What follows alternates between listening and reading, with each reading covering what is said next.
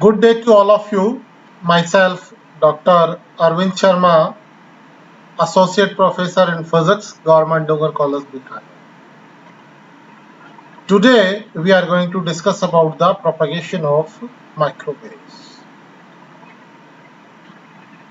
This is a very good chapter on it, and in this chapter, a general approach of propagation of waves is discussed and how the parameters and how space propagation affects the waves. This chapter divides introduction, types of propagation, propagation through free space. First, free space propagation is shown, propagation through a homogeneous medium, propagation through non-homogeneous medium, multipath propagation. Bibliography, that means references and purpose. In our syllabus, there are two topics, propagation of microwaves and atmospheric effect on propagation of microwaves. So you know about the general approach of the propagation.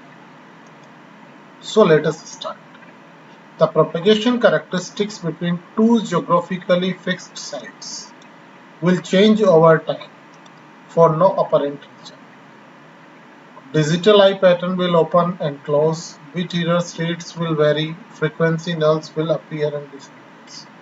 We can observe daily, monthly and yearly variations in propagation characteristics of a channel. In this chapter, we will explain some of cause of these effects and offer some solutions. First of all, types of propagation. We divide propagation up into several types. Number one, propagation in free space. Free space propagation implies that the dielectric constant, that means permittivity, and the permeability of the medium are epsilon 0 and mu 0 respectively, that already you know about in your UG classes, and many times you use epsilon 0 and mu 0.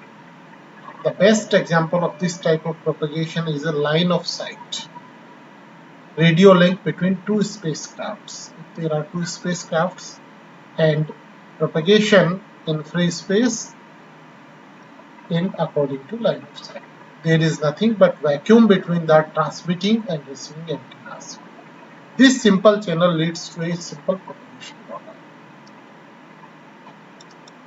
Number two, propagation through a homogeneous medium.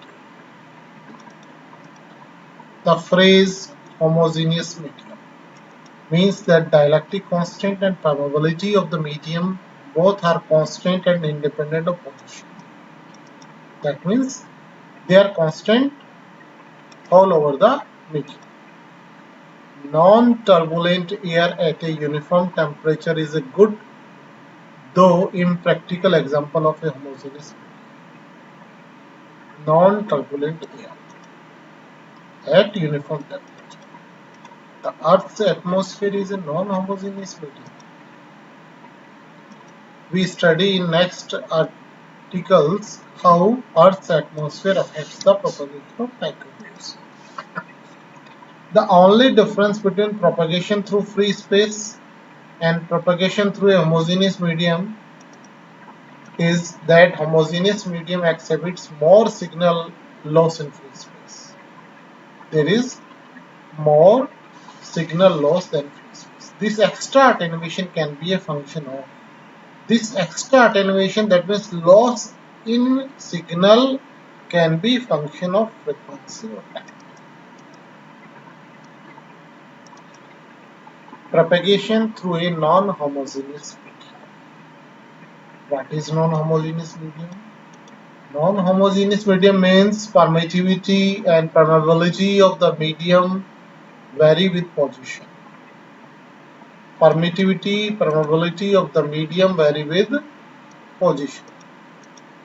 In Earth's atmosphere, point to be noted that in Earth's atmosphere, mu and epsilon are functions of humidity, temperature, electric charge and pressure.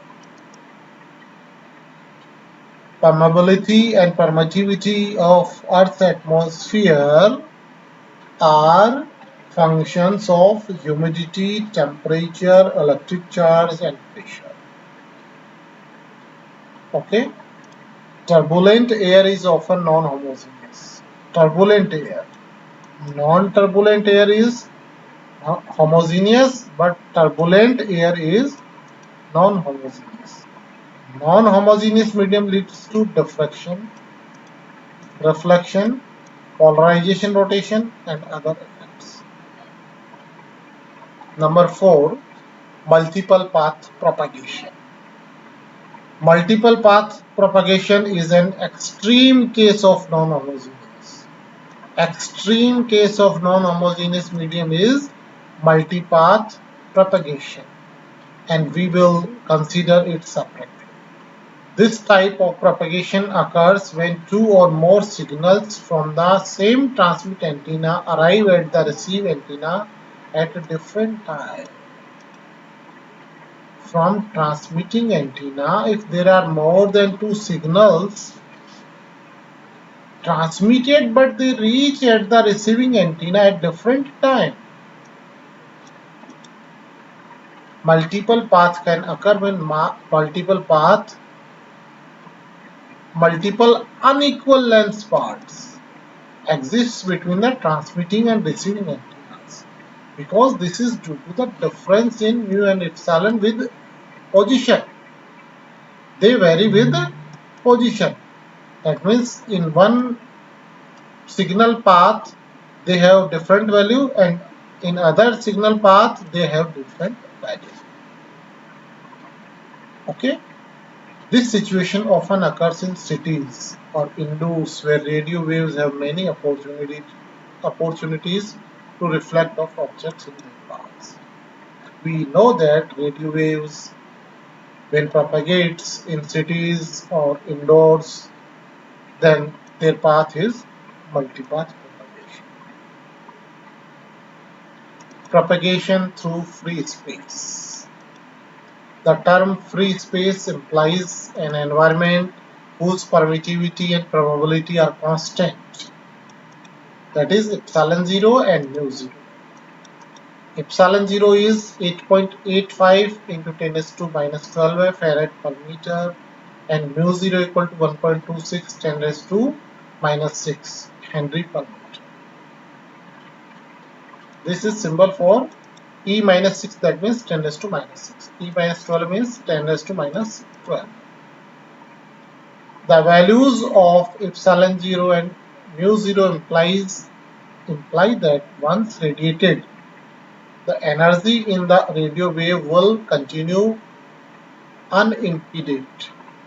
Not even the vacuum of space completely meets this strict definition. However, the concept of free space proves to be an excellent starting point for understanding all types of real-world propagation. If we know about the free space propagation, then we can understand about the propagation in real world. Free space path laws that we already understand very well in last few lectures. Free space path loss is measurement of decline in intensity of a transmitted radio wave due to spread.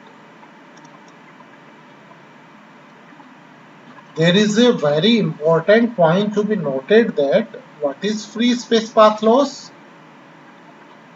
That is variation in intensity. That means decay in intensity when transmitted radio waves due to spreading, not the attenuation of the medium. There is two different things. There is variation in intensity due to spreading and second one is attenuation. Okay.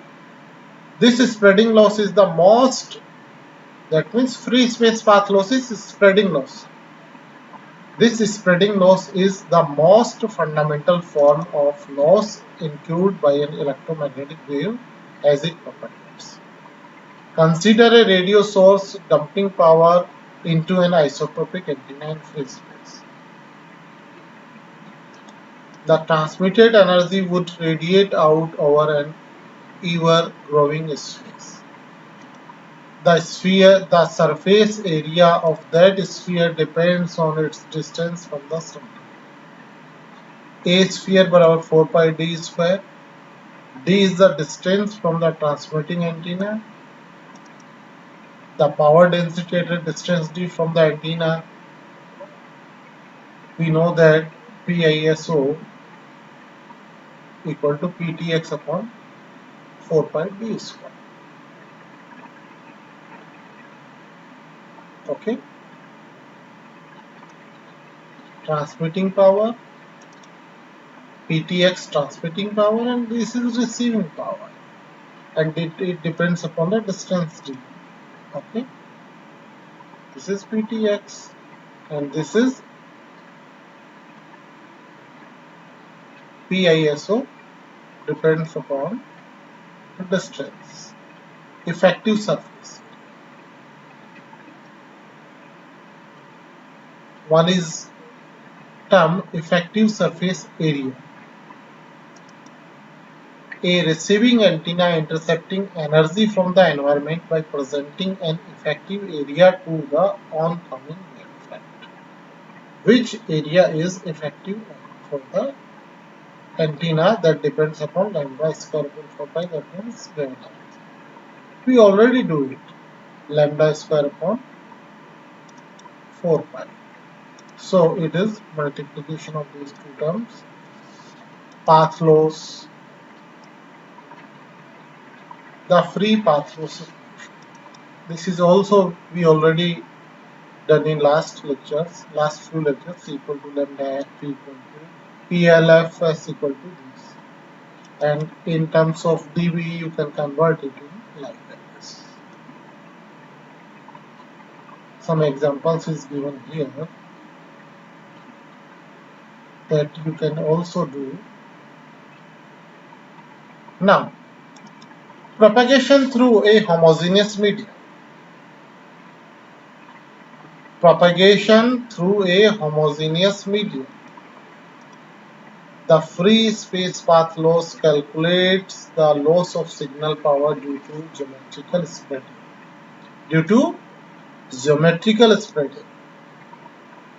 But does not include caused by the medium through which the signal is propagated. For example, if a 60 Hz signal passing through the atmosphere will experience high attenuation because the oxygen in the atmosphere absorbs energy at that frequency. The signal will experience spreading loss and an excess loss caused by oxygen absorption.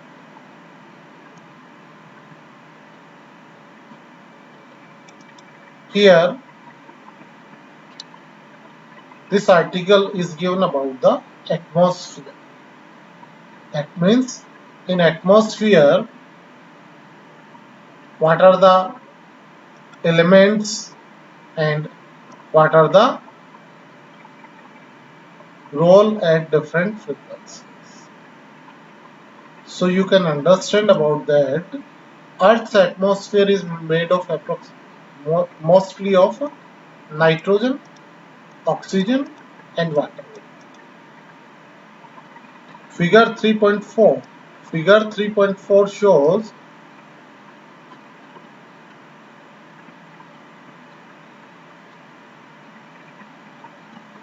atmospheric absorption split into two major components associated with oxygen and water. Figure shows that excess attenuation due to water and oxygen. The first attenuation peak occurs at 22 GHz. This is the curve for water and oxygen. Bold line for water and dotted line for oxygen. Frequency versus attenuation. Frequency versus attenuation, and attenuation in dB per kilometer. Path loss due to water vapor and oxygen. So first peak occurs at 22 GHz. There are peaks at different frequencies for water and oxygen is due to water, while the second attenuation peak is due to oxygen. We see that this is first from water and second from oxygen, but third from oxygen and fourth from water and sixth from again water. So you can easily see it. For short range communication systems working at 63 Hz, 63 GHz for short range communication prevents the signal from propagating beyond itself, uses full range and may aid in hiding the communication systems. Okay. The figure 3.5 shows the excess attenuation due to precipitation. 3.5. The raindrops can either absorb or scatter RF elements. The raindrops can either absorb or scatter the RF elements. This is the curve. Rainfall mm per hour and attenuation dB per kilometer. Path loss due to rainfall at different frequencies.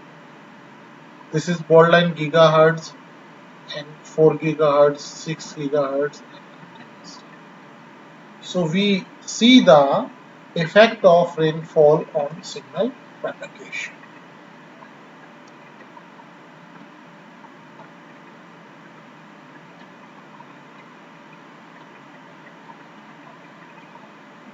And this is access loss. Time versus received signal power in dB per dB meter. Access loss depends upon the total attenuation for a signal equal to free space, S2O, O2, rain, all are added. This is known as access loss and given by these terms. This equation is given. Time varying access loss. This graph is shown time varying access loss, that is time and signal power dB meter. Signal fading over a land-based radio link observer over an hour. The worst case access loss is greater than 30 dB for some periods. This is shown received signal power. Okay. Time varying access loss. Propagation loss is not constant with time. Figure 3.6 shows the received signal strength over time for a system operating over land. The data were taken at a 1 second interval. The data were taken at 1 second intervals for an hour. The worst case access loss is greater than 30. We often cannot predict the loss of a channel at a particular instant, but we can describe the channel statistically.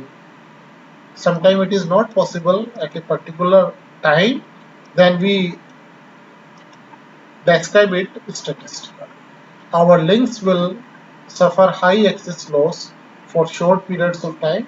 This varying signal power has a large effect on the design of our receiver gains stages. So, we learn about many things in this lecture. Remaining things we studied in the next lecture. Okay, thanks to all of you.